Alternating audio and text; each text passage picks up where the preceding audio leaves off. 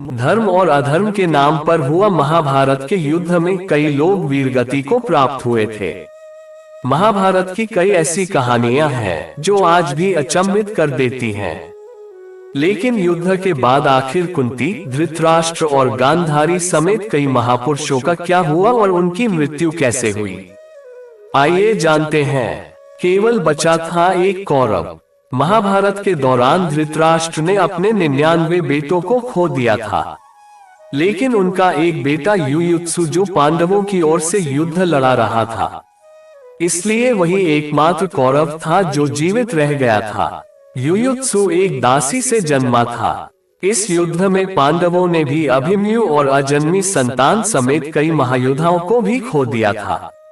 राजपाट छोड़कर चले जाते हैं वन। युद्ध में पांडवों की जीत हुई और उनको हस्तिनापुर का राजपाट मिला। महाभारत के युद्ध के 15 साल बाद धृतराष्ट्र, गांधारी, संजय और कुंती शाही रहन सहन को छोड़कर तपस्या करने और पापों से मुक्ति के लिए वन में चले जाते हैं। संजय धृतराष्ट्र के साथ रहते हैं, इसलिए वह भी तीनों के साथ चले जाते हैं। वहां वह एक आश्रम का निर्माण करते हैं और भगवान की भक्ति और तपस्या में लगे रहते हैं। वन में लग जाती है आग। वन में रहने के करीब 3 साल बाद एक दिन धृतराष्ट्र गंगा स्नान करने के लिए जाते हैं और उनके जाते ही जंगल में आग लग जाती है। आग को देखकर कुंती, संजय और गांधारी भयभीत हो जाते हैं और वे कुटिया को छोड़कर धृतराष्ट्र को देखने आते हैं कि उनको तो कोई खतरा नहीं है। इस तरह पंचतत्व में शरीर हुआ विलीन। संजय सभी को वन छोड़कर जाने के लिए कहते हैं, लेकिन धृतराष्ट्र उनसे कहते हैं कि यह वह समय है जब हम सभी को अपने पापों से मुक्ति पाकर मोक्ष की प्राप्ति होगी। धृतराष्ट्र, गांधारी और कुंती वहीं वन में रुक जाते हैं और अपने प्राणों को त्यागने का संकल्प करते हैं। सभी अपने मन को एकाग्र करके समाधि में लीन हो जाते हैं और इसी अवस्था में देह का त्याग कर देते हैं और जंगल की आग में उनका शरीर जलकर पंचतत्व में विलीन हो गया।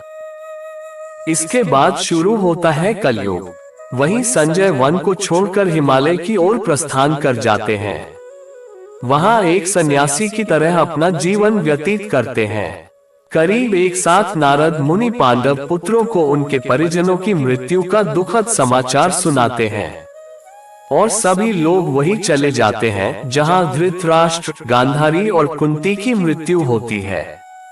वहां जाकर वह धार्मिक संस्कार पूरे करते हैं। कुछ साल बाद पांडव अपने कार्यों को पूरा करके स्वर्ग चले जाते हैं और भगवान कृष्ण अपने बैकुंठ धाम को चले जाते हैं। तभी से कलयुग का आरंभ होता है। दोस्तों, ये रहा धृतराष्ट्र, गांधारी और कुंती की मृत्यु की कहानी। वीडियो अगर अच्छा लगा है तो वीडियो को लाइक, शेयर, कमेंट्स करके चैनल को सब्सक्राइब जरूर करें। जय श्री कृष्णा। राधे राधे।